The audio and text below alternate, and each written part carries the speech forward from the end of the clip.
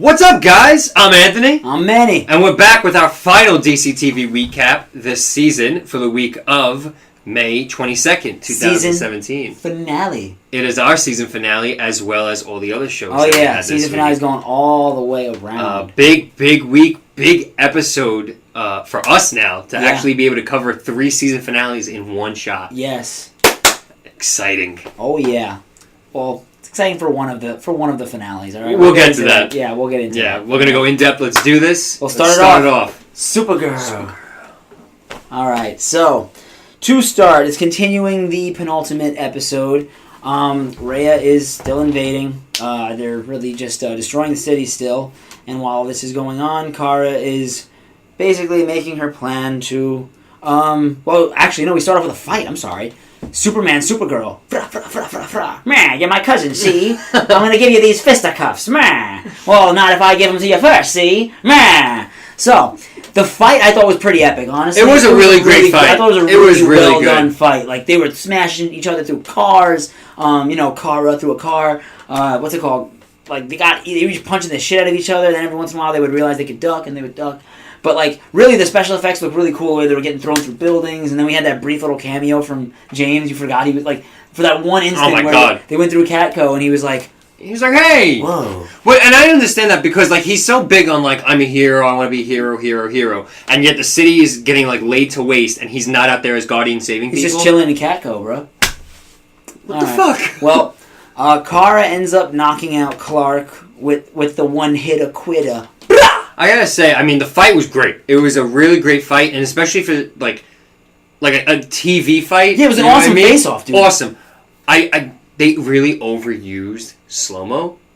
At times? Because, no, not at times. In this fight, and then they just, like, milked it with the fight with Rhea. I mean, there was just way too much slow-mo. I felt like it was felt more with the fight with Rhea. But it was like, you didn't need it, you know? I mean, like, we've seen how normal pace or quick pace fights can go when we've had it with Arrow. Right. They're great with hand-to-hand combat in that show. It would have been fine to actually see them rock each other in regular time. We didn't every punch didn't need to be slow motion. But we find out the reason why they're even fighting is because Silver Kryptonite has brainwashed Clark to think that Kara is actually Zod. So it was a nice way, because we heard they were going to incorporate Zod, and it's kind of like, how are they going to incorporate Zod this late in the season? So they did it without actually having it seem like it's extremely forced. It was... there was a reason for it. Yeah, and it was but nice. now, so Zod is actually alive then? He's got to be in the Phantom Zone. He's in the Phantom Zone? Yeah, possibly, I would assume, if anything. But it was a great fight. Then, after he was knocked out, they go to the Fortress of Solitude, and they're trying to, like, come up with a plan here, because it's like, what are we going to do with this whole situation? This goes to, remember that box that we were discussing from last week that Lillian brought to Lena?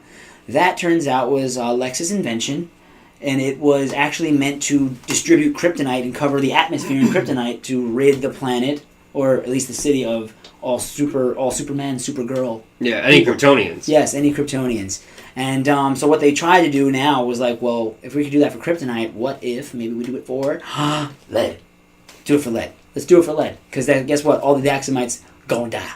So they do that, and that was a great way to, like, incorporate Wynn and have him, like, give him. He did something. Yeah, he was helping. He was helping with the whole creation of it, and they were prepared because, as you thought, Lillian was ready to just, like, use it whenever. Kara said, "Don't use it until I give the go ahead." And Lillian, the minute it was done, she was like, "Ha ha! I'm gonna use it now because I'm a piece of shit." So they were like, actually, Lena hit her with the, Mom, guess what? It's remote controlled, so you can't use it. Kara uses it. But, like, when did he... She's like, I gave the remote to Kara. When?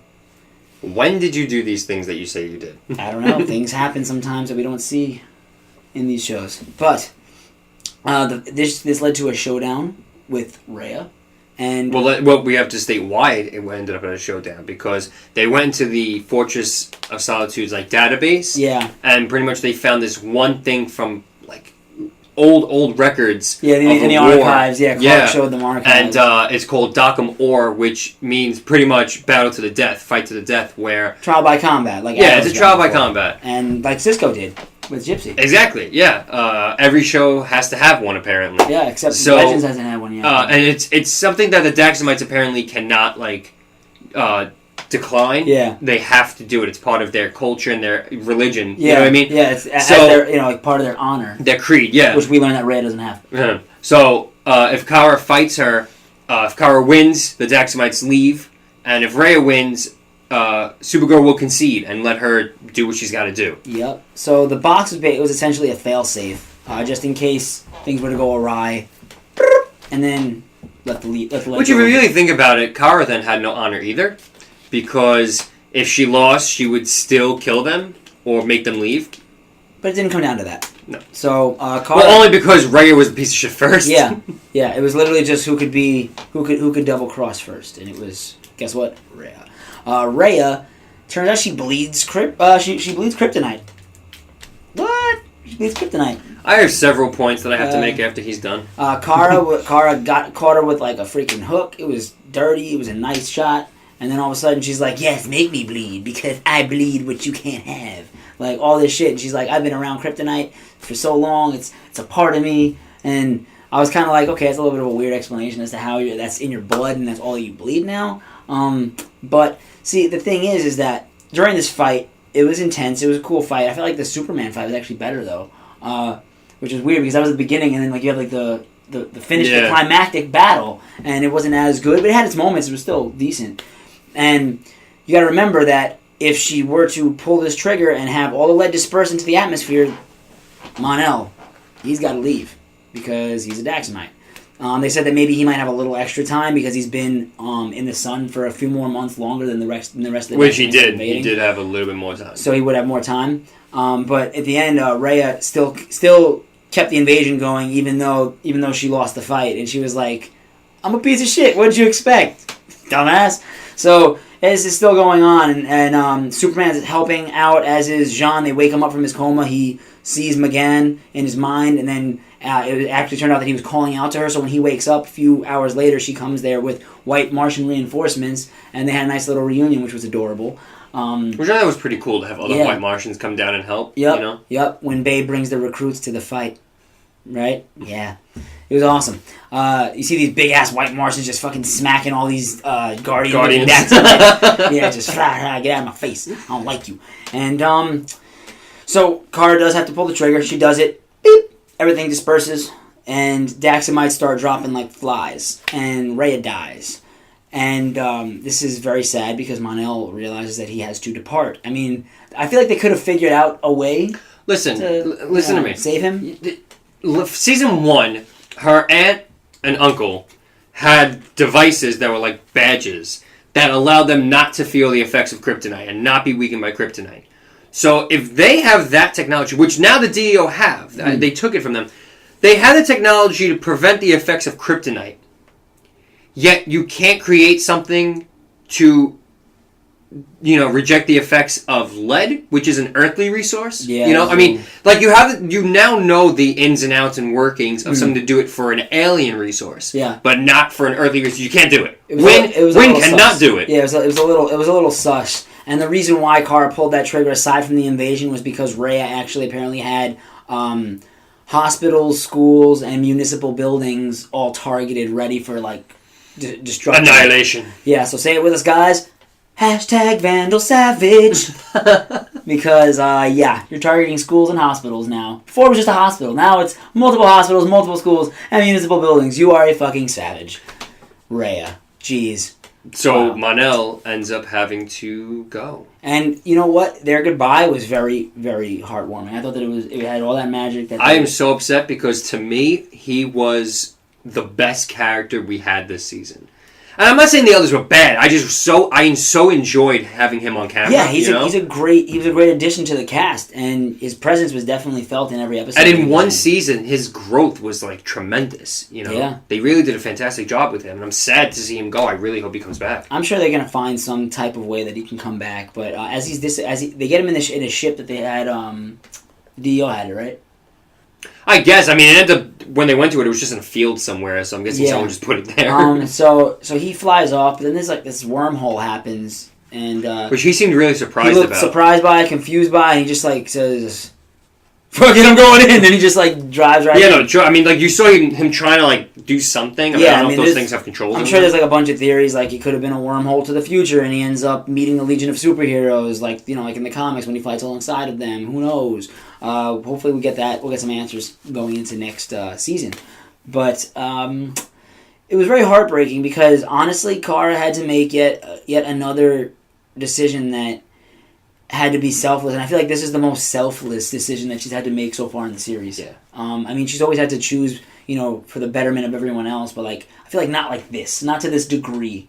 And this time, I was, like, watching her say goodbye to him, and I was like, fuck, this hurt. It hurt me. You know what I mean? Like, I actually was like, oh man, like my heart was sinking for her. I felt really bad. And then it sucked even more when you come to the realization that literally everybody else has somebody. Exactly, but her. Exactly. That's why I was so messed up because, like, you know, she had to save everybody obviously, but it was like this time it came at like a legitimate cost to her internally, not physically. You know what I mean? Like, but emotionally and mentally, because that's rough, man. A couple of things I'm a little irked about. I guess you can say I'm nitpicking, but to me, it was too obvious to not discuss. So this episode took place directly after last week's episode. So no time passed between them. So last week ended with Alex and Maggie sneaking into the DEO to arm the laser. So they had to knock out some Daxamites, do what they got to do with the laser.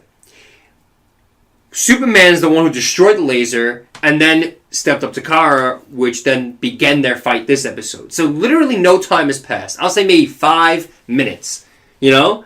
And yet when they begin their fight this episode, you cut back to the DEO and there's like hundreds of DEO agents scrambling around the building, like trying to figure things out. And it's like, but where did they come from? Because the building was empty. The end of last episode. So I feel like that was like a total lapse of judgment or time within what, you know what I mean? What they did. Because when that happened, I was like, where did all these people come from? They weren't here. They were not here. Right. Another thing that got me was the kryptonite blood. Definitely got me. Because you want to say your planet was poisoned with it. It was random. But how does that like physically manifest your blood to be something different? You know what I mean? Like your blood now changed like from blood to liquid kryptonite. Yeah. Like what? Yeah, it was random. What? It was very random. Oh my god. And then okay. So when Kara finally wakes up in the Fortress of Solitude, she's like, how did we get here? And Alex says, you woke up, you flew us here, and then passed out again. And I'm like, no, I call bullshit on that. Like, you've never been so drunk that you wake up in the middle of your drunkenness at a bar, you walk home, pass out, but you don't remember that you were like... you don't remember that you were I'll even take that. But now add that you're actually carrying 2 other people with you, one of them being a fully grown, unconscious man. Do you even lift, bro? Shut the fuck up. Listen to me. She has a fight with Clark. She wakes up, carries Alex and an unconscious Superman all the way to the Fortress of Solitude, lands, and then goes and passes out again. I'm like, come on. That was just like convenient writing. Like, okay. Let's just make it. She flew there and then passed out again, you know? Fair, but let's talk about some bright spots as well. Again, Cat Grant, man. Yeah. I loved that she mentioned, I've never seen Star Wars and whatever, and it's like, you know, it's funny because she's married to Harrison Ford. How about the fact that she finally knows that Kara is Supergirl? Yeah. Oh my god, I wanted to like stand up and cheer when that happened. You could have. You were in your comforts of your own home. I know. But I was so happy about that. She's like, go get him, Supergirl. I was like, finally! And it was like, she did know. Oh, man. Such a relief. And then it was funny when she said that that James sounds like Darth Vader. Yeah. He said, who, me? No. Have a good one, guys. But we have to discuss the very, or one of the end scenes of this episode, which possibly set up what we're going to see in Season 3. They jumped back 35 years back to Krypton, yes, where another group of people, almost seemed like a cult, were sending their own infant off the planet. Yeah, they like cut themselves and put like blood near it or whatever too. Yeah, which I mean, I'm thinking it might be hinting at Doomsday. That's one thing. I mean, there's a bunch of theories. There's other comic book characters that it could be. I mean, it's a lot to delve into for the time being, but Yeah, I mean, I don't know. It's too early for speculation, but I mean, Yeah, I mean, if it is we have Doomsday, someone I'm going to coming be a in. little upset because, the best origin Doomsday's ever had is the fact of, like, him constantly being experimented on every time he dies. He evolves from that, he learns from it, and he gets reborn stronger, so to have it be where it's just like this infant getting sent on the planet. Well, since they had the movie of Batman v Superman, Doomsday was just there, so that's why I'm a little weird. I'm a little leery of it being Doomsday. I don't know. I don't think they're gonna do it. But let's not forget, as Alex was there for support for Kara, and Kara said, "There's nothing you can do for me." She goes, "Just don't let Maggie go." Because she's like saying, "I had to let Mon-El go, but just please make sure that if you love this girl." Whatever. So then all of a sudden that just clicks in Alex's mind. I'm gonna marry that woman. So she asks Maggie to marry her, and you assume it's gonna be a yes because Maggie's face lights up like a Christmas tree on Christmas Eve. Yeah. Yeah. I'm not. Put a ring on it. I don't want to be like negative about it, but I was just like, really, like that was such a jump. Like they just met this season. Yeah, I mean, but the relationship has been going quickly. You know what I mean? Very quickly. They said, "I love you." It's extremely quickly. They've all been dating for less than a year, and it's But don't forget, like, look what they did with Barry and with Iris. You know what I mean? Like he moves in. When they were just started dating, like he moved, and they move in together by like the. But that's a different dynamic because he loved Iris like forever. Yeah, but it took her forever to come around. Yeah, but those feelings were still there for him, and they grew up together. They had a different dynamic. Right. When you take something like Maggie and Alex, like they literally met this season as strangers. Okay. Well, overall, the season itself, I liked a lot. I thought it was way better than season 1. Yeah. The only thing that I do wish that I'm hoping that Cat stays for a little bit longer. That's the one thing that I feel like if this season had Cat on top of it, it would have just absolutely obliterated season 1. The one gripe that I did have with this finale, really, aside from what Anthony mentioned here, it's so we've had episodes in this season talking about how some people are leery of aliens. So I wanted to see some human reactions as this invasion is occurring, and show the effects of what like where that stance falls now, because right. You have all these people that were like, oh, there's an alien act, blah blah blah blah, and it just seems like that went out the window. You know what I mean? There was no mention of that whatsoever, and literally you have aliens coming into the world, destroying everything that you love, and whatever. But we might get that to see that at the beginning of season 3. Yeah, but that's something that I feel like that was like something that should have been maybe tied up, and we still don't know what the hell Cadmus is doing. And what's his face hasn't come back yet. Jeremiah. And I feel like Jeremiah didn't come back. I feel like Lena has such a big build up, right? And I feel like it didn't pay off that well. Right, and now she kind of went back to being solely a good person. Like she was starting to have that build up where things were getting a little rocky and then she got betrayed by Rhea, so I thought that was gonna send her off the rails a little bit, and then it was just like, oh, great build up, and then sorry. I mean, look, I like her being a good guy. I'm not saying I don't. I'm just saying that I just wish that some things were tied up a little bit better. And I feel like there's a lot of loose ends that still have remained loose. And I wish that they would have been resolved in the season finale, at least to some degree. Yeah. But overall, season was an improvement from season 1. I look forward to season 3. I'm sure they're going to do bigger and better things right there. So, that being said, on to Flash. So, season finale of Flash picks up directly where I left off last week with Iris getting stabbed by Savitar. And the main part of my theory, and obviously what I found out, the internet's theory, again, no correlation. I said it 3 minutes after I watched the finale. I'm a man of my word. Oh, but when I say Savitar's theory, well, everybody and mother said it. Mm-hmm. Enjoy. Oh shit! What is that? My face is itchy. Yeah, mine too. My eyes itchy. Obviously they start showing how everyone's heartbroken, but then drumsticks fall out apparently from Iris's jacket. Oh my god! What the fuck? Before you really delve into this, right? So the main portion of my theory was correct. The way it happened was not right. But, the way it happened was like. But this finale, we're gonna get into it. But this finale, shit. All right, go. Thanks. Thank you, Manny. So, drumsticks fall out and Barry's confused. But then Iris calls, BA. He's like, what the fuck? So, the laser goes off and you find out it is HR. Which then Tracy... What?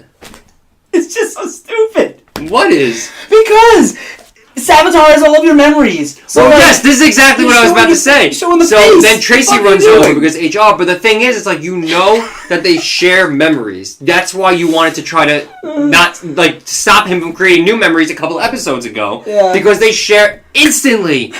They share memories and thoughts. So, I mean, like I said last week, I said to add on to your theory, they're probably going to save Iris's reveal till the end of the episode after Savitar is defeated. Otherwise, Savitar would know. Yeah, that would have been the smart thing to have done. But no, instead, the second Savitar leaves, he's like, "Ha! It's me! It's HR. I'm HR, and Iris is alive." And I would have literally stood up and applauded this episode if Savitar just ran back and was like, "Oh, thanks for telling me," and then killed her again. Like, come on!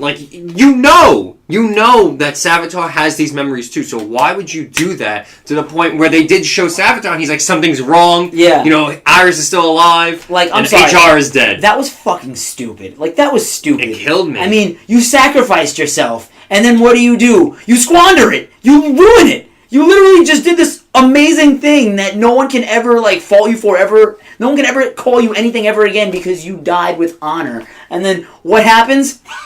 Check it out, it was me the whole time, bro. That was so fucking stupid. So, then Barry embraces the real Iris because she's alive, and then Savitar finds out, shit, what the hell happened? And then he kind of finds out. What do you mean? Because Julian comes in later on and he goes, I've got a cure for Caitlin. And then but that actually answers where Julian was last episode. Yeah. That he wasn't around. He actually went to Caitlin's mother to work together on creating a cure for her, which they succeed in doing. Yeah. And then shows everybody. So he's like, Barry, look, it's a fucking cure for Caitlin. It'll fix her and everything. And then Barry's like, holy shit, that's amazing. And then Savitar is like, I just remembered something. What the fuck? What are you doing? What are you doing? They keep doing the stupid... there's a difference between a mistake and just pure stupidity. And this is pure stupidity. What are you doing? They keep doing this where they take... they know it's Savitar's memories as well, and they keep telling Barry everything. What the fuck? Everything. And...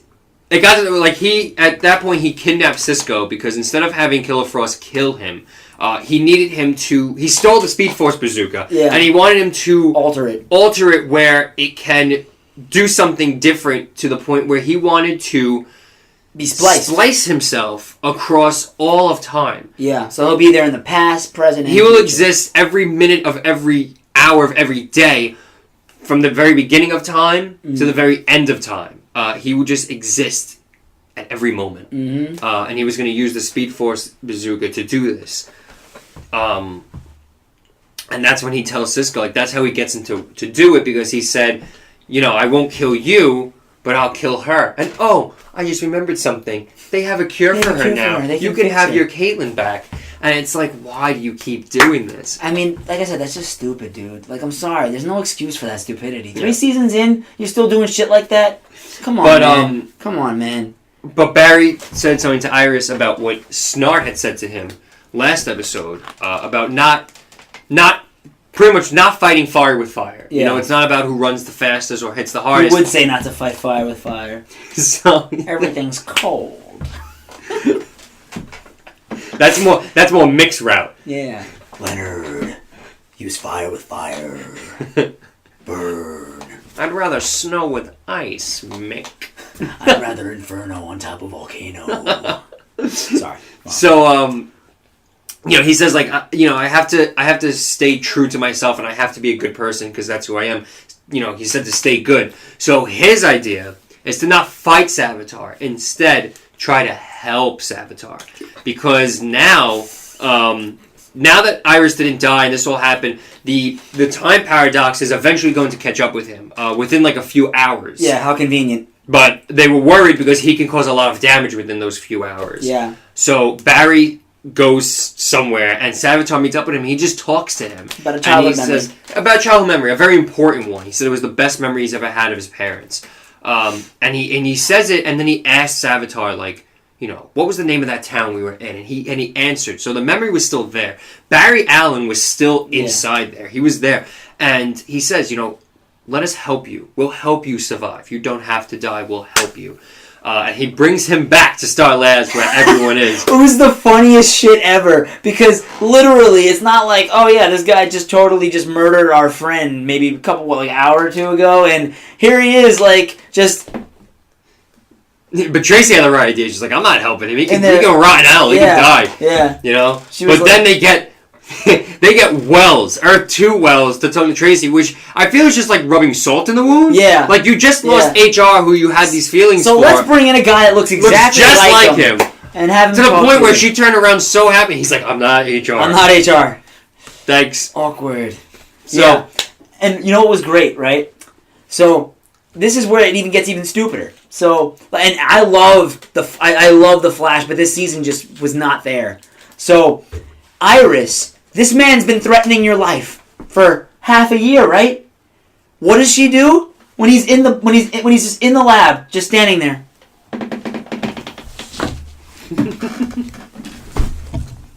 It's okay. Oh my god. It's okay. It's not a fucking petting zoo, Iris. What the hell is wrong with you? Like, seriously, she actually went over to him to touch his face. This guy could have literally just... But here's why Barry was okay. What are you doing? Here's why Barry was okay bringing him back. Because apparently, now that Iris was alive, killing her now would be useless for him. How? And I didn't understand that because... How? The whole point of him killing Iris was to send Barry on this dark path because he would lose the love of his life. Sending him on the dark path to become, put everything in motion to become Savitar. So, like, why is it that killing Iris at the point where she originally died, or killing her, like, a couple of hours later, why would that change anything? Yeah, why would it still send Barry down that dark path? Like, there was a time limit. It was like, it was supposed to be at 12. It's 12:01. You can't do shit. That didn't make sense to me why it would somehow now be useless to do. Oh my god, that made no sense. But apparently the whole time Savitar was, like, playing them. Yeah. And he set a trap inside Star Labs with the Philosopher's Stone to pretty much erupt in just a burst of energy and kill everyone. Just destroy the fucking labs. So he puts his plan, he sets it into motion to pretty much have his ascension and become a god and splice himself across all of time. So he after Cisco's done with the gun, he tells Killer Frost to kill him. But who comes to save him? Gypsy comes to save him and bring him to the group, everyone else, when they can put their final plan into action. And provide some kind of balance in this episode to make it So Savitar goes to this, like, I don't even know what it was. Like, it looked like he set those things up, all those pillars and everything, in the forest. And he opens a portal, a breach, and then has Killer Frost shoot him with the gun. It was a nice night for a stroll in the park, so... Which then has all these, like, after images of him. Yeah. But then immediately just all close, and someone comes out of it. And who is it? It's Jay! He's no longer dreaming of erectile dysfunction in that prison. Joan, I'm so sorry! No more! He's free because it turns out Cisco altered the bazooka to make it a skeleton key, freeing Jay. Which is like... Flash logic. Alright. I mean, there's so many things in this show that we just have to buy. Too much for this specific episode. Yeah. Like, you were asking me to buy too much, and I didn't have that kind of money. Exactly. Exactly. So, he made it like a skeleton key to take Jay out of the Speed Force trap, out of the prison. And then everyone's there. It's Cisco, it's Gypsy, it's Flash, it's Kid Flash, and it's Jay. Yeah. And they all start fighting. Yeah. Savitar and Killer Frost. And at one point... Savitar's gonna kill Cisco. Savitar's gonna kill Cisco. And Killer Frost stops him. And her saves Cisco's life. Yeah. But, and then Barry does this weird thing. Barry phases... Into the suit. Knocking... Kicks Savitar out of it. Out, yeah. And it's like, if you could have done that the whole time, when the fuck didn't you? Why didn't you do that when you met him at the street? Like... 3 episodes ago. It was nice to see like the suit become red instead of blue for the. Oh, the color scheme. Yeah, the color Change scheme was nice. It was nice. I liked it. And then Saboteur's pretty much telling him, like, you know, do it, kill me, because killing me, eventually it'll eat away at you, and you'll go down the same path you were going to go down if Iris died. Which kind of is like bullshit, because now you're just saying that pretty much any negative thing that happens in this man's life from now on is going to send him down the path to becoming Saboteur. Yeah. Like, he lost both his parents to speedsters. If he didn't become Saboteur then, he ain't becoming Saboteur from killing your ass. Yeah. It's not happening. Yeah. But, then the best part, Barry's like, I'll never do it. Knocks him out. Then he knocks him out. Then he walks away because, you know, obviously every great hero, after he knocks out a villain that's still breathing, turns his back and starts walking away from him because they obviously think, oh, I'm such a good shot with my fucking fist that of course no one's going to wake up. But Saboteur gets up and he's going for the kill on Barry. And all of a sudden you just hear a gunshot, and it was Iris, which I liked a lot because she was the damsel pretty much the majority of the season. So for her to actually be the one to save Barry, that was very great for a character, I thought. That was one of the few good things about this episode they had to do. But it was just, I found it so funny. Like, I actually chuckled. I was hysterical. I laughed. I almost cried laughing. I chuckled because, but not because of that, but because of the fact, throughout the episode. Because of the fact that one of the main things they always talk about in Flash is, like, don't lose yourself. Yeah. You know? Don't kill. They even had to talk Barry out of killing Gorilla Grodd, which is a fucking monkey. And they didn't make him kill him. Because they don't want that kind of blood on Barry's hands. You know? And then in a split second, Iris takes a life. Just the fact that, like, the whole thing they've always said to Barry is to not lose himself and not go down that dark path, to kill. Do not kill. No, we'll just make Iris kill. And I was like, okay. I mean, she said she'll probably feel the effects of that. I don't know why. I mean, right after she killed him, he disintegrated. So technically, you didn't really kill anyone. But you know what was funny? Right before Barry took him out of the suit, he goes to Barry and he says, I'm going to kill Joe, I'm going to kill Cisco, I'm going to kill Iris, I'm going to kill everybody that you love. And it was like, well, bitch, you had the chance earlier. Like, I didn't understand But that's what he did. But that's what the Philosopher's Stone trap was for. He honestly thought it killed everyone. So that was his plan. Because that's why when Cisco got there, he's like, I thought something happened to you guys. Yeah, but he was literally in the lab with everyone to begin with, so he didn't even need to do the Philosopher's Stone. He could have just killed everyone. Yeah, exactly. But, so Saboteur is now dead. He disintegrated because the paradox caught up to him, and he no longer exists.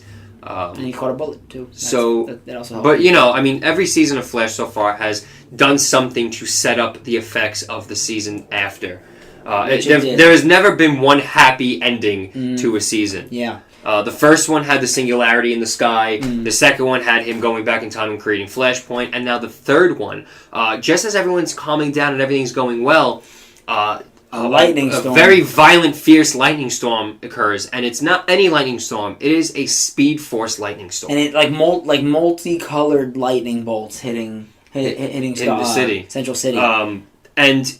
You know, and earthquakes are erupting and shit's just falling apart. Yeah. And they find out because the Speed Force trap has to have an occupant. It has to have someone inside. And without it, all that energy is like spilling out into their reality. Which eventually will tear apart the city, tear apart the planet, do some kind of damage. So they know someone has to go back into that prison to sustain it. So of course, after they just saved Iris and Barry finally puts the ring back on her, he's like... I gotta go. And he sacrifices himself to go into the Speed Force trap, saving the world. But I do have to say that Speed Force Lightning, I wonder if it's setting up for... Because I know next season's Big Bad isn't going to be a speedster. Sounds like it's going to be DeVoe, aka the Thing. Right, so I'm wondering if this is setting up a very early origin to Godspeed being possibly the main villain of Season 5. Godspeed is a villain that was created in the recent Rebirth title of Flash. It was actually not recent, it was like a year ago. But yeah, but he's the most recent new addition to Flash's villains. Yeah, there was a lightning storm. Just like this one, a Speed Force storm. That occurred, and random people were hit with this lightning, and whoever was hit with the lightning actually gained super speed powers. Yeah, and there were countless speedsters along the city that Barry then tried to train, to control their powers. And Godspeed killed these people and siphoned their Speed Force energy for himself. What? Nothing. So I'm wondering if this is actually starting to allude to Godspeed coming, which I think would be great. That's why it can't happen next season. We've had too many speedsters every year, dude. So it'd be nice to take a break from a speedster and then come will. back strong season 5 with someone like Godspeed. I think would be really cool. But we don't know yet. There's a bunch of different rogues though that I would like to see like take the helm of Big Bad for this show. But that's the thing. I mean, it's one thing to be, and it doesn't even have to be a villain of the week. It's one thing to be a reoccurring villain, but to take the helm of the season villain is a big responsibility, you know? And it's something that you have to really plan out right if you're going to use a lower villain. You know what I mean? Yeah. But yeah, so Barry goes into the Speed Force. And Wally's going to be the Flash for Central City. Yeah, so we don't know if he's going to remain Kid Flash or if he's going to don the red and silver outfit. Yeah, and if that's the case, I wish that they would have used those episodes from his return of the Speed Force prison to actually set him up to feel like you're confident in him being the Flash. Right, I mean, look, they already... He was gone, pretty much. Like they didn't go down the route of him being broken. You know? Yeah, from the Speed Force trap. He wasn't broken from it. So if you're not going to break him, then make him stronger. You know, they kind of stayed right in the middle where... Barely, though, because he barely even spoke in the last, remaining Right, that's what I'm saying. They didn't really go one way. They stayed in the middle where and they didn't develop him well enough. He didn't do anything else. Like, he didn't fight that much, and he didn't say that much, but he wasn't devastated either. He was just kind of there. Yeah. So if you're not going to go all the way one way to make him broken from the trap, because apparently it's like spending countless lifetimes in hell, then go the other way. You know? Make that actually strengthen him. Yeah. Where he's like, I felt such anger and pain and vulnerability in that prison. I don't want to feel like that anymore. Yeah. And he starts, going hard and, hustling and getting better. Yeah. And then all of a sudden now... he can take the helm and actually be prepared for it. Yeah. Instead they kind of made him limp the second half of the season over, and then it's like, well, now you're the main protector. Yeah. Okay, thanks, I'll try. I just thought the finale was a little ridiculous for me. There just wasn't enough for me to buy into it. I thought that it was really funny how they just kept having Iris stand right in front of this man who spent all his time trying to kill her. And I mean, these things just didn't make sense to me, man. It's very sad to say, but I was really disappointed with this finale. I was super disappointed. The whole season overall, I feel like, was always all over the place. Yeah, worst season of the show for sure. But it's always, I felt like it was constantly all over the place. But compared to its own standards, no. This finale kind of summed up that exact point where, we were all over the place. Yeah. Here's your finale. And I was afraid of that because, Arrow Season 3 wasn't that great either, so it seems like they have this bad... recurrence of any show that they have for season 3 is kind of starts taking a downfall a bit, and I hope that they can pick it back up for season 4 because it was an underwhelming Look, I wouldn't mind it taking the same track as Arrow only because I didn't dislike season 4 as much as you did or as much as the main consensus did. I enjoyed season 4 more than season 3. Season 3 was the low point for me in Arrow, so if it's going to follow that, then this is the low point of Flash. I'll enjoy next season, and then season 5 will kick ass. I'm hoping that it picks up. But overall, the season was decent. It had its moments where it was really cool with the effects and everything. But I'll say they brought it. The last handful of episodes, they really brought it. Just by its own standards, though, I'm saying it didn't live up to what it's been. Right, and the last handful of episodes, minus the finale, they really brought it. That was its A game where I really loved it and was interested. And the finale just didn't continue that pattern. Yeah. So that being said, on to Arrow. Whoo, boy, this was the beautiful thing, okay? This salvaged everything. This was a phenomenal episode. So to get right into it, Slade Wilson is weaned off of that Mirakuru finally, and he's finally, right in the head again. And he wants to basically make things right between him and Oliver and get that bond back that they had originally in Season 1 and 2 with the flashbacks. And Oliver even just sweetened the pot, saying, he fills him in, lets him know what's going on. He goes, if you help me, here's some information on your son. I will help you find your son. Yeah. If you help me find mine, and you help me in this whole venture. So that was awesome, because Slade was like, you got it, kid. So, he was in there. And it was just great to see Manu Bennett back as Deathstroke. Oh, you have no idea how happy I was. Yeah, to be on Team Arrow, too. Come on, man. I mean, it was really the only road left for him, essentially, redemption. Because he already pretty much exhausted all the other paths that he can have. This was the right time for it. No better time than right now, given the circumstances. Now, so you have Nyssa, you have Deathstroke, You have Malcolm in there as well. They managed to find the rest. You have Captain Boomerang all for like 30 seconds. Yeah, he was in there for a little while. He ended up betraying them when they found everyone that was being held captive. But they ended up locking up Evelyn, which was hysterical. Fuck you, Evelyn. And I love how like she was Artemis, she was an archer, and yet in this episode she had a gun. Yeah, it's because you fucking suck with the bow. That's why. Yeah. Yep. She got caged up, and she was the only one that got caged up. Everyone else left her ass, so that was great. I love seeing her abandoned. You piece of shit. She's such a betrayer. Fuck you, everyone. So basically it all led up to like this showdown, right? And while this showdown was about to happen, Oliver wanted Diggle, Felicity, Samantha, which is the mother of his child, William, Curtis, and Curtis, all to leave the island, find a plane, and get the fuck out because he wanted to have he wanted to be clear-headed when doing this fight. Right. And so he made Malcolm go with them because he could fly the plane. Yeah, Thea as well. Sorry. And what Malcolm ends up doing is, well, no, Thea.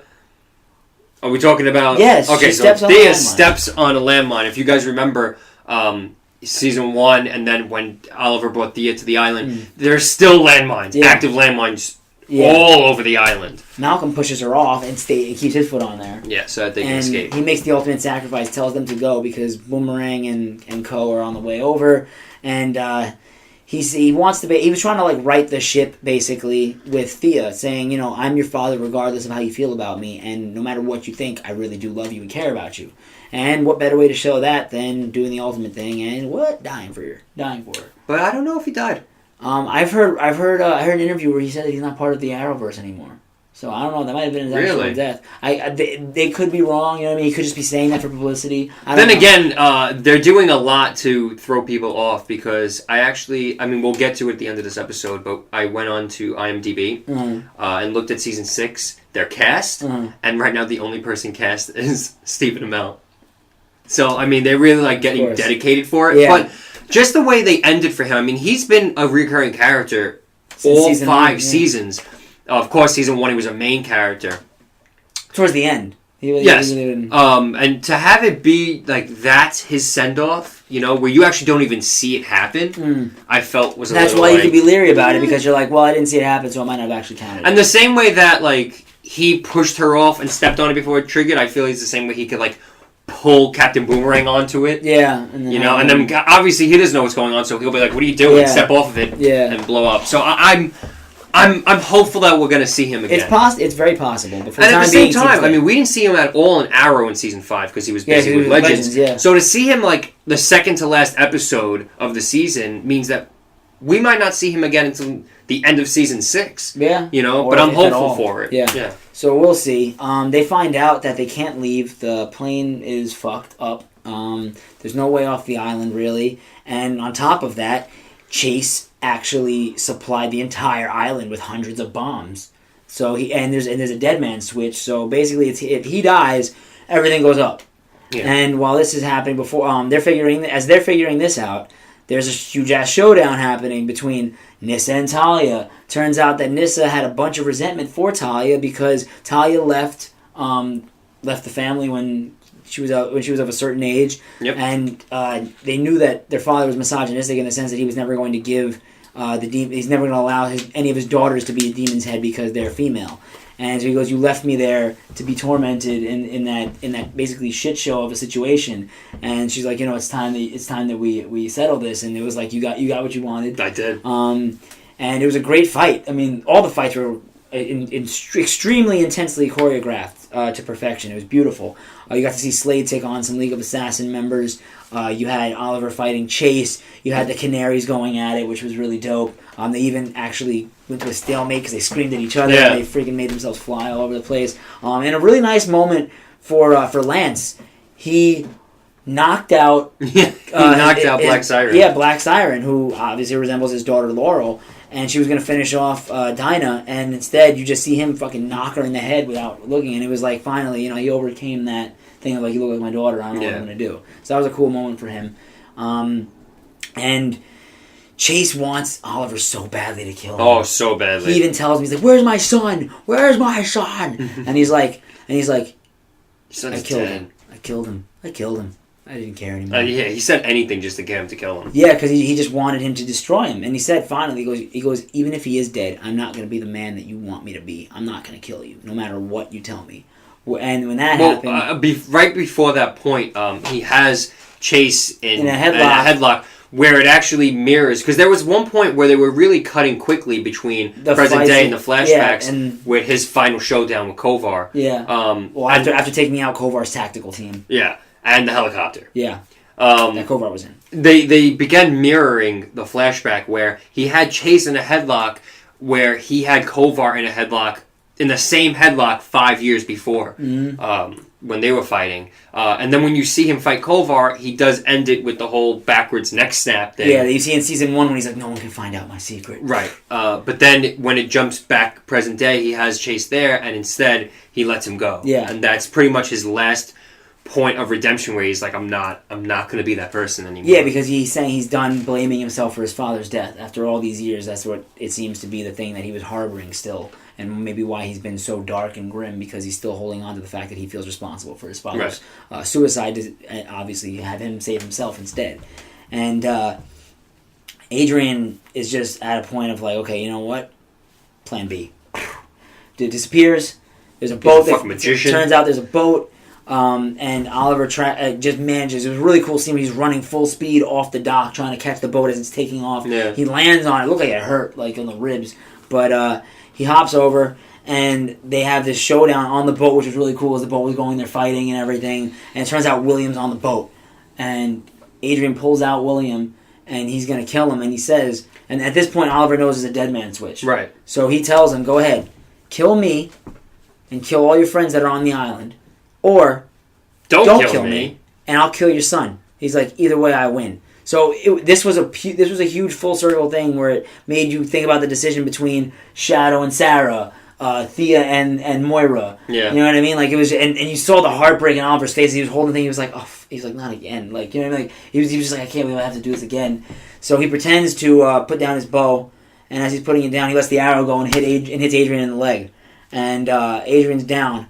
And he saves William, and now William knows that this is his father, and he knows that the Green Arrow is his father. Yeah. It's finally revealed. Obviously, he didn't have a reaction, as I don't think he would have, being that he was on the verge of death, possibly. He's just so scared and frightened. But Adrian says, all right, so the last thing that he does, would you like to say? Oh, my God. Like, after this whole thing of, like, you know, all this planning and everything, like, that's how it ends. Like, he has this last point of his plan where if Oliver didn't do anything he wanted to do, he would just do it himself. So he sits there. But in a certain way.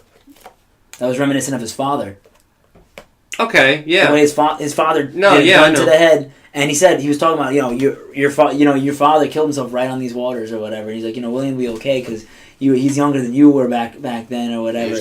And then just like his father did in the pilot. And he kills himself, which then activates the dead man switch, and the island just explodes. Flames everywhere. And one thing I have to say is that the ending, I have no problem ending an episode or a season on a cliffhanger. I have no problem ending on a cliffhanger. I felt like the cut was too abrupt. Like, I felt like it cut right in the middle of an explosion. Yeah, you know what I mean? It felt a little bit like a jump cut. Yeah, like they cliffhangered the cliffhanger. Like, right in the middle of one of the explosions, the Arrow logo came up. Like, if that Arrow logo didn't come up, I would have honestly felt like the episode cut by accident. Yeah. You know what I mean? So I would have liked just a few more seconds of the island blowing up, maybe even like a zoomed out shot of the island blowing up with just the boat in the distance on the water, just just as that like cover shot. But no, it just cut right in the middle of the explosion, poof, Arrow, and I was like, oh. Fuck, alright, that's the ending. And before we give our final thoughts on the episode, let's talk about the flashbacks again really quick. So, if you recall in the pilot, when he was coming out of the shower, he had that burn right on his back. Turns out he got that just as he that last fight with Kovar. So that was a fresh burn. Yeah. Kovar pressed him against some of the burning helicopter debris. And he felt the flames go on his back, and you see his shirt got seared, and he just got that burn right on his back. And then there was a slice that he got right here that Kovar gave him with a knife as well. Yeah, and it was really great to see the fact right after he killed Kovar, he ran, put all his time was the up, hair on the beard, and he ran. So we see that he wasn't just running because it was survival, like he saw a boat finally. He was running because he was running out of time to actually be saved because of the thing that he coordinated. His time on his watch went off. And it was really great to see they showed the exact scene from the pilot where the fisherman were on the boat and the explosion happened, and the fisherman he's swinging from his tree to try and run over there too. And the fisherman pointed, all that was the exact scene from season 1. And then him kneeling there and looking up and just knowing now, you saw it then, and knowing now that it was all fake. Yeah. It was all staged to be that way. I thought it was incredible. Yeah, it made me feel some kind of way. Yeah. I don't know how, but I was just excited. You know? And what was even better that I loved, it was even though it was for just a minute, Moira. You got to see Moira. Yes, so that was Oliver, awesome. while on the boat, which they never showed you in season 1, this was obviously a new scene for season 5. Oliver calls Moira while he's on the boat. And he's telling her that he's alive, and she's at first obviously I don't believe you. My son's been dead for 5 years. Please don't call again. And he's like, no, Mom, listen to my voice. Listen to my voice. And honestly, I was getting a little choked up watching that because her performance was so on point. Hearing her son, who she thought was dead for 5 years, just all of a sudden oh my god. And then because in the pilot he's on the boat, and then it just goes to him in the hospital with all of his hair cut off and shaved and everything. So this is a little in between scene. And you know what was nice about it too, from both actors. Stephen Amell too did a great job. He was one tier. But you know what was great about it too is okay, so let's say you're actually stranded on an island for 5 years, and then you get rescued and you call your mom. It's going to be emotional. Yeah. But what I loved about this was we knew he wasn't on the island the whole time. He wasn't fighting to survive the entire time. You know, he was in Hong Kong, he was in Russia, he did all these other things. He saw civilization plenty of times after that. He wasn't crying because he'd been rescued. Yeah. He was crying because it was the first time he felt he was ready to go back home. And he to speak to his family again. And change his city forever. Yeah, exactly. So it was an emotional moment for him, not because he was finally rescued, but because he was finally able to go home. Not because he wasn't able to go home before, he chose not to. Yeah. But now he was ready. And I think also, obviously, hearing his mother's voice, too, for the first time. Right, because he always felt like he didn't deserve to hear it. Yeah. You know? Or he'd go home and all that. Yeah. Which I thought was really great. Yeah, it was, I mean, honestly, this was, in my opinion, the best Arrow season finale, and honestly, it's up there with one of the best Arrow episodes ever. I don't know if it's the best one, but it's got to be, top 5, if anything. Tell me that. I see it. I agree. It was incredible. I loved it from start to finish. One day down the road, we'll do a ranking, maybe our top 10 favorite episodes. That's a tall order. It's a tall order. But man, this episode just fired on all cylinders. And honestly, I forgot how shitty the other finales were just because of how incredible this Arrow one was. Oh my god, it was beautiful. But it ends on that massive cliffhanger of possibly everyone dying. Yeah, and but you know what? Some finales are supposed to do that. They're supposed to make you be like, oh shit, now I gotta wait 4 or 5 months for this premiere. That was the only show that I watched where I was like, oh, come on, man. But it was a good feeling because it was like, oh, I can't wait, you know? Yeah. The rest, I'm like, okay, I can use a break from you because, ugh. I could have definitely gone more Arrow. Right. But, so those are the 3 finales. Let's jump right to our ranking. It seemed pretty obvious, sure. First, Arrow has to be. There's just no comparing this finale to the other 2. There's no comparing it. They fired on all cylinders. They did everything incredible. Having Slade finally team up with Oliver, and having the Al Ghul sisters fight, having the Canaries fight. I mean, Jesus Christ, I just loved it. I just loved it from start to finish. I'm hard pressed to find a thing where I was like, I hated that part. It was just awesome. It was really awesome.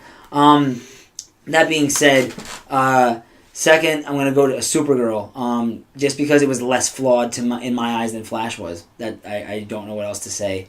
There were some things that were a little oddly placed, a little strange to be said, strange to be done, things that didn't make sense. And then last, Flash, what the fuck were you doing? What the fuck were you doing? I just really want to know. I'm genuinely curious of the demeanor that was put in this episode. I just feel like it was it just burned out. It just burned out. And from the start, after having such a powerful episode previous, you go into this and it's like, BA, it's me. we fooled him. Fuck you. Really? Come on. And then, like, let's give Barry more memories that he can have so that, maybe Savitar can have them too and then make things really interesting and spice things up. Like, Savitar could have killed everyone if he wanted to right before his last die. Like, nothing made sense. I'm done. I'm not gonna talk about it. Alright. My ranking is only slightly different, but of course, number one cannot even be argued. No. Right here, It is Arrow. The strongest finale. Even of all four, if you go back and count Legends, I feel like it's still the strongest finale. It was stronger than Legends. Legends was definitely an amazing episode. Legends would be second, though. Yeah. I love the mirroring they did between present day and the flashbacks with Kolvar and Chase. Powerful episode, really great. And ending on that cliffhanger bothered me, but in a good way. Yeah, it's a good cliffhanger should. Yes. I can't even say any more. It was just fantastic. Number two, I will go Flash. It had its flaws, but I will say it was still more entertaining, in my opinion, than Supergirl was. In my opinion. No. Superman-Supergirl fight, lit. And you know what I have to say? Even the part with Savitar going to Star Labs and, like, getting help from them, I felt was still... Say what you want about it, it was still entertaining, even in the fact when he's like, well, how do we explain me at the wedding? Do I sit the bride's side, the groom's side? Like, because even he knew it was ridiculous! But that dialogue was still entertaining for me. Yeah. You know what I mean? It was funny because it was ridiculous. It was still entertaining for me, and am I the only one who felt like it wouldn't have been such a bad thing to have a little bit of redemption for Savitar, even for half a season, and maybe just, have that come up? Look, I understand that he's, the whole... Only because, to me, it wasn't so out of the ordinary for Flash to do that, because Team Flash was always about, like, helping people, redemption stories, and he just wanted to exist. Looking for the good. Yeah, and he just wanted to exist, but... See, the difference is that he was willing to cross every single fucking line and just destroy everyone. Right. So it's like, you feel bad, but then you remember why you shouldn't feel bad, and it's like, that outweighs it. I'm sorry. But that's just my opinion on it. And still... I like the way Flash ended. It didn't end on a cliffhanger per se, but it did end on something where we have to get to that in season 4. Barry going to the Speed Force and going to the trap seemingly forever. Yeah. And number 3, I will go Supergirl. It was a good episode, but to me that's just it. It was a good episode where it could have been plugged anywhere in the season, and it would have been a good episode. That week, it probably would have won number 1 in our ranking, but for a season finale, I felt like it just had to be stronger. Like you said, the fight with Superman was fantastic, and yet by the time you got to the fight with Riot, which is the true final showdown of the season, it kind of fizzled out. Yeah. Where that big fight should have been saved for Riot. Mm-hmm. But instead they chose to go the whole, the cousins fight is more important. Yeah. And even those little nitpicky things I had with consistency and convenience. This is my ranking. I'm just saying. You're talking consistency and convenience, I felt was more prevalent in Supergirl than it was in Flash. Mm. So, yeah. Arrow, Flash, Supergirl. All right, those are the rankings. And before we go, thoughts on the Black Lightning trailer? I know that it's not going to be in the CW Arrowverse as of right now. As of right now, yeah. But they could always, do that as they did with Supergirl originally. They were like, it's not going to be in there. And then all of a sudden at the end of the season, Flash. So, I'm sure that they're just doing it right now to focus on the show itself, and then probably, yeah, I mean, they're not saying it never will be. Right now they're leaving it open. Yeah, you can't have the same writers and producers of the same show that does all other 4, and you're going to be like, that's the one that's going to be left out. But it seemed like a good trailer. It seems like it could be an entertaining show. Oh yeah, it looks super solid to me. I love and it's a different storyline. Hell yeah, it's a very different plot and dynamic than we've seen in any of the other shows. Yeah, this man is like a veteran, basically, like veteran superhero who's now coming back after he came out of retirement, pretty much. Yeah, and he was a principal. Yeah, you know what I mean. So it's not like he's not a billionaire. He's not like this reporter that's like hiding undercover. He's not a CI that's working near the police who can hear about like crimes that are going on. No, he's disciplining children. Yeah. But that's it, guys. I mean, that's our season finale ourselves. It is sad. I mean, I know we came in halfway through the season. We were really late. But still, even the weeks that we did do, it feels like we've been doing this for a while. And it's sad to know that it's going to come to an end now. Yeah. Until we come back in the fall with everything else with our new season. Yeah. But don't worry. We do have very special things planned for this channel on the off season. Yeah, video or two. So tune in for that. Some stuff. If you like what we had to say or agree with any of it, leave a like and leave a comment below about what you thought of the season finales, which one you thought was your favorite. And this Arrow finale really does stick out from the rest of the finales we've had this year. So would you say that was the best Arrow finale we've had of this 5 seasons of Arrow too? Yes. Let us know anything you need to in the comments below. Subscribe To catch these podcasts when they come back next season or everything we have for you guys in the off season. But as always, guys, that's it. I'm Anthony. I'm Manny. And we'll see you next time. Goodbye.